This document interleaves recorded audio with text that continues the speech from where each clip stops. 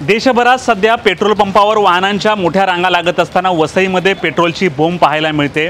वसईमध्ये जवळपास 90% petrol pump बंद आहे। वसई पश्चिमेचा फक्त स्टेला पेट्रोल पंप सुरू आहे। माणिकपूर पेट्रोल पंप बंद करण्यात आलेला आहे। वसई गावातला बंद करण्यात आलेला आहे। भुईगावचा पेट्रोल पंप थोड्याफार प्रमाणात चालू आहे। ज्या पेट्रोल पंप चालकांकडे काही माल आहे त्यांचेच पंप चालू आहेत आणि यामुळे जवळपास 1.5 ते 2 किलोमीटरच्या रांगा लागलेल्या आहेत। मोटरसायकल असेल, बाईक असेल किंवा मोठ्या गाड्या असेल, सर्वच पेट्रोल भरण्यासाठी, डिझेल भरण्यासाठी मोठ्याच रांगा लावत आहेत। संपाचा हा दुसरा दिवस आहे आणि किती दिवस संप चालणार हे काही सांगता येत नाही।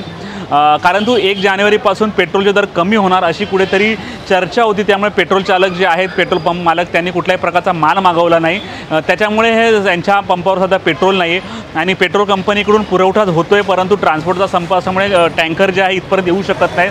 तर दुसरीकडे स्टेला पेट्रोल पंपवाल्याकडे 2 टँकर असल्यामुळे जे आहे की त्याचा माल सध्या टिकून आहे। परंतु जोपर्यंत त्याच्या पेट्रोलच्या टाकीमध्ये पेट्रोल आहे तोपर्यंत लोकांना कुठलाही त्रास नव्हता। पेट्रोल वाटणार असल्याचं त्याने सांगितलेलं आहे। इथे सकाळी 6 वाजल्यापासून अशा वाहनांच्या रांगा लागलेल्या आहेत, परंतु लोक देखील उन्हामध्ये ताटकळत किंवा लांबच लांब रांगा लावून करत आहे। ह्या पेट्रोल पंपाची रांग दोस्तीपर्यंत गेलेली आहे आणि इकडून स्टेलापर्यंतच्या क्रॉस केलेली आहे।